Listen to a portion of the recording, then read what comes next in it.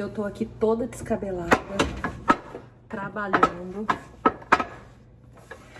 e pensando com meus botões em tudo que eu já passei do dia que eu cheguei aqui até hoje. E eu resolvi compartilhar com vocês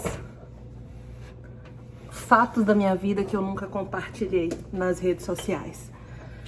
Porque eu acho que todo sonho tem que ser sonhado e planejado para que ele dê certo, se concretize. Então, eu acho que o que eu tenho para contar para vocês agora pode servir para ajudar você que tá me vendo. Não sei de onde, mas eu tenho certeza que vai te ajudar de alguma forma. Então, presta atenção no que eu tenho para te dizer. Puxa a cadeira, pega a pipoca, que já vem história.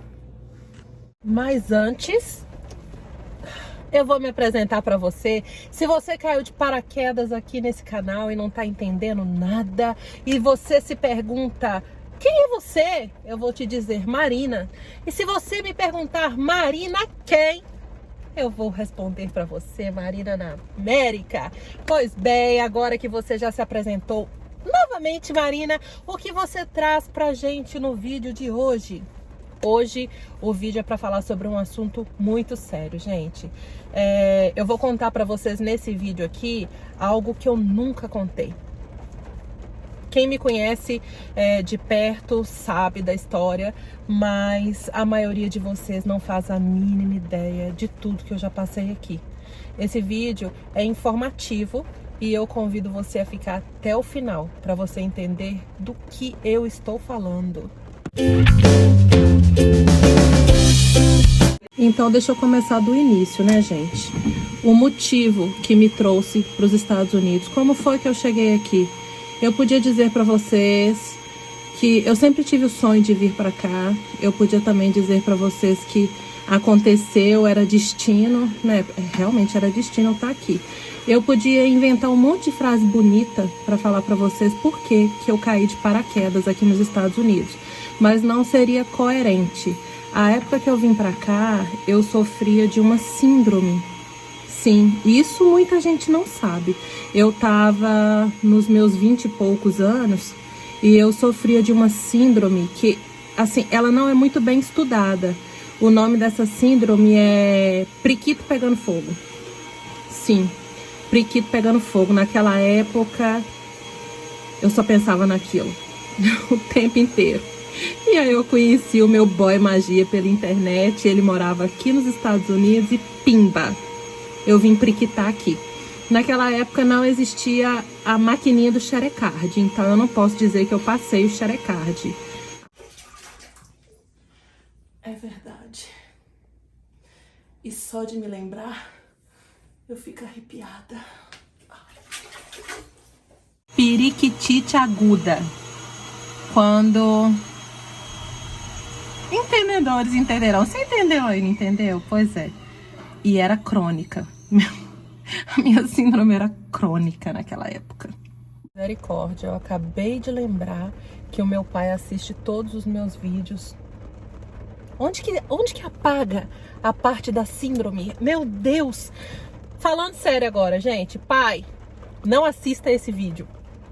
Quando eu cheguei aqui, muita coisa poderia ter sido diferente se eu tivesse planejado mais os meus passos.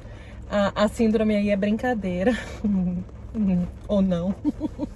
Né? Mas, como eu já disse em outro vídeo, eu cheguei aqui em maio de 2004 e em junho de 2004 eu estava grávida.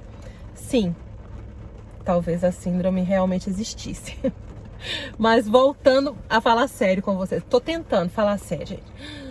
Chegou uma mensagem aqui. Pai chamando. Ai, meu Deus, ele já viu o vídeo. Falando sério agora, vou me concentrar, prometo. Cheguei aqui em maio de 2004, em junho de 2005 eu estava grávida. Em um país onde eu não falava minha língua, em um país onde eu não sabia dirigir, em um país onde eu não conhecia nada e nem ninguém ainda. Eu tinha acabado de começar a trabalhar, eu ainda estava me acostumando com a vida daqui, eu ainda não conhecia nada, não sabia se o relacionamento ia dar certo e pimba, estava grávida. Sem lenço e sem documento num lugar que não era o meu.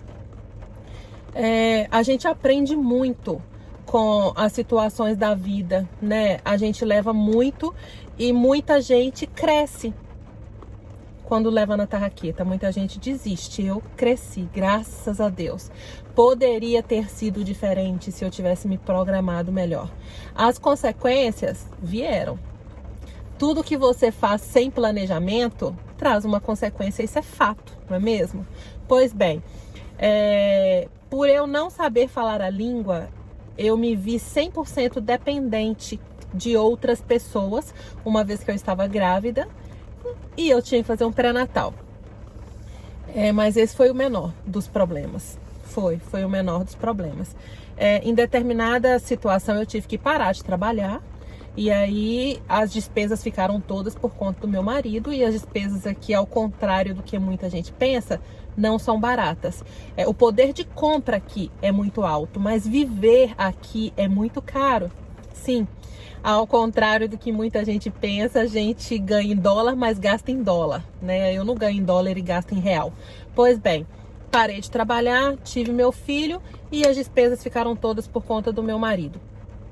Um belo dia, ele saía para trabalhar bem cedo, todos os dias, sempre foi muito trabalhador, graças a Deus. Saía para trabalhar bem cedo, chegava em casa tarde e ele começou a trabalhar para uma pessoa que eu me lembro até hoje que quando essa pessoa chamou ele para trabalhar, ele falou assim: nossa, graças a Deus, é Deus abrindo portas, porque essa pessoa é muito boa para pagar. Falei: oh meu Deus, glória Senhor. Pois bem, pois essa pessoa se tornou um pesadelo na nossa vida, porque o meu marido começou a fazer um trabalho em cima de outro para ele e ele começou a atrasar os pagamentos, até que os cheques começaram a voltar, até que ele simplesmente parou de pagar e começou a dar o cano. E aqui, se você não tem dinheiro para pagar aluguel, você é despejado, ninguém tá nem aí para sua situação, né? E a coisa apertou pro nosso lado, porque eu tinha acabado de ter o Brian e só ele estava trabalhando. Um belo dia, eu estava em casa e aí na hora que eu olhei assim pela persiana, no meu momento fifi fofoqueira, não, olhei do lado de fora, um guincho levando meu carro, que estava parado na frente de casa. Eu falei: misericórdia, saí correndo: moço, moço. Ele olhou assim pra mim, aí eu falei: ai meu Deus, é mesmo, ele não fala português. My car. Não pega, moço, é meu. Ele olhou assim pra mim como se diz: ô miséria, né? Aí virou pra mim e falou assim: where is the tag?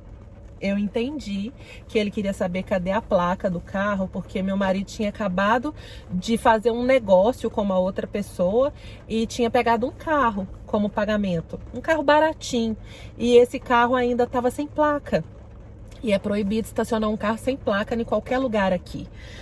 E aí o condomínio onde eu morava chamou o guincho para tirar o carro de lá. Eu falei para ele: wait, I'll call my husband. Eu não falei desse jeito porque naquela época eu não falava bolhufas de inglês, mas eu tentei me comunicar com ele. Ele entendeu, porque ele entendeu.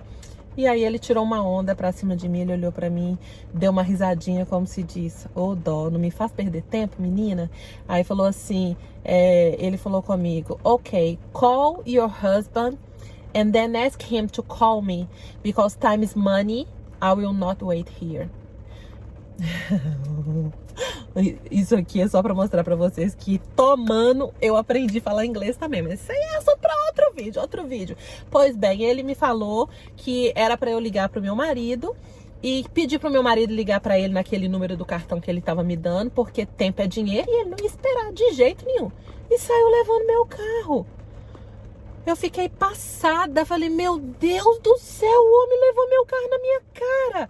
Liguei pro meu marido ficou desesperado, saiu do trabalho, aí foi buscar uma placa, desembolsou um dinheiro que ele não tinha, e aí ligamos pro guincho, Aí descobrimos que para tirar o guincho do carro de lá, tinha que pagar a estadia do carro, que ficou um dia no pátio, e levar a placa. E aí é dinheiro indo, né, gente? E nessa época a gente estava atravessando a pior fase financeira da nossa vida aqui nos Estados Unidos. Eu sem trabalhar, com um filho recém-nascido e o meu marido levando um cano atrás do outro. Início de mês, tudo aconteceu no mesmo dia. Eu tô contando isso para vocês, para você, se você tá aí passando por um momento de dificuldade na sua vida, não se desespere, porque momentos ruins acontecem com todas as pessoas. O que vai mudar o rumo da trajetória de tudo que está acontecendo aí é a maneira com que você encara o problema. Nesse dia quase que eu caí, viu? Não vou ser hipócrita, mas hoje eu olho para trás e eu já vejo por que aconteceu da maneira que aconteceu. Pois bem, levou meu carro, meu marido já ficou chateado, eu também. Aí era dia 5 daquele mês. Eu não lembro o mês não, viu, gente? Mas eu lembro que era dia 5. O aluguel aqui vence no dia 1º. A gente não tinha o dinheiro para pagar o aluguel no dia 1º, já era dia 5 e o aluguel não tinha sido pago. Eu estava em casa, alguém bateu na porta, falei, meu Deus, quem será? Não estou esperando ninguém, não estou esperando visita nenhuma, muito menos aquela visita. Gente, sabe quem era? Era nada mais, nada menos do que uma oficial de justiça. E ela falou comigo e eu não entendi uma palavra do que ela falou, porque ela falava em inglês e ela me fez assinar um papel e na hora que eu fui traduzir aquele papel, era uma ordem de despejo. Sim, uma ordem de despejo. E eu liguei pro meu marido desesperada e ele voltou para casa. E aí na hora que ele viu aquele papel, ele sentou e foi a primeira vez na vida que eu vi o meu marido chorar. Ele falou para mim que se ele fosse um homem preguiçoso que não tivesse honrando a família dele, talvez ele estivesse pagando pela preguiça dele, mas que ele saía para trabalhar todos os dias, pesado, que ele não merecia estar passando por aquilo, que nós não merecíamos estar passando por aquilo, e não merecíamos mesmo.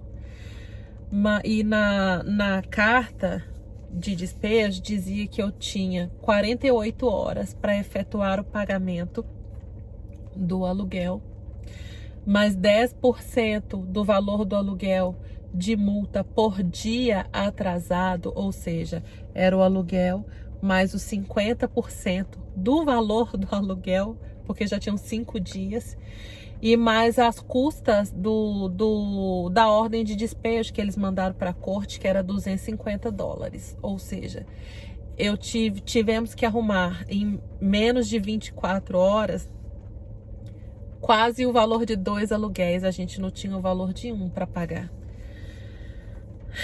Naquele dia, eu me senti um pouco incapaz também, porque eu não estava trabalhando, eu estava em casa, e talvez se eu tivesse me programado melhor, né, se eu tivesse juntado um dinheiro antes de engravidar, talvez a situação tivesse sido diferente.